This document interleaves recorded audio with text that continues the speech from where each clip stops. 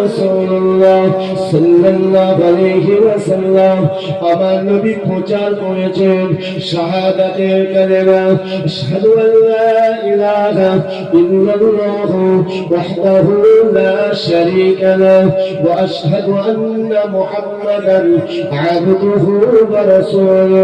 আল্লাহ নবী দয়া নবী আমার এই কালেমার দাওয়াত আমার নবী বন্ধ করেননি, কিন্তু এই দাওয়াতটাকে নবী আমার চালিয়ে যাওয়ার জন্য, এগিয়ে যাওয়ার জন্য মক্কার অধিকাংশ মানুষেরা আল্লাহর নবীর বিরুদ্ধে তারা ঝাঁপিয়ে পড়েছিল।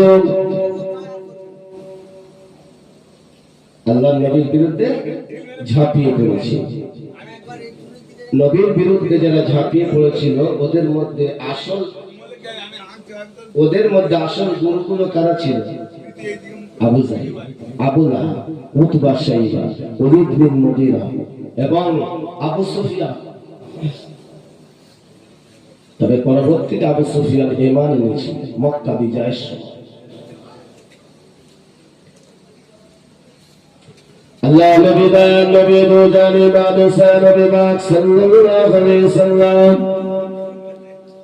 ও আমার ভাইজানেরা, আমার নবী দয়াল নবী যখন প্রথম এইভাবে কালেমার দাওয়াত দিতে লাগলেন, আবু জাহেলের দল বলে সহ্য হলো না।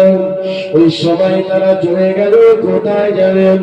তাদের নেতা আমার নবী পাকের আপন চাচা, যিনি কিনা আমার নবীকে 8 বছর বয়স থেকে লালিত পালিত করেছিলেন, ওই আবু তালেবের কাছে তারা হাজির হয়েছিল।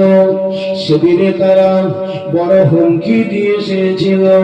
আবু তালেবের কাছে গিয়ে বলেছিল, ও কাবা ঘরের মোতাওয়াল্লি, ও কুরাইশদের সরদার, তোমার বাড়িতে তোমার ঘরে তোমার ভাতিজাকে তুমি লালিত পালিত করেছো। আজকে তুমি কি জানো না তোমার সেই ভাতিজা সে আজ আমাদের প্রধান শত্রু বেড়ে গিয়েছে। সে আজকে আমাদের কথা বাদ দিয়ে, সে আজকে আমাদের ধর্ম বাদ দিয়ে, সে আজকে একটা নতুন কথা বলতে লেগেছে। এ আবু তালেব, আমরা আপনাকে নেতা বলে মানি, আমরা আপনাকে সম্মান করি, তাই আমরা এসেছি আপনার কাছে। আপনার ভাতিজাকে নিষেধ করুন, আপনার ভাতিজাকে মানা করুন, যাতে করে মক্কার জমিনে যেন এই প্রচার যেন বন্ধ করে দেয়, এই প্রচারটা যেন না করে।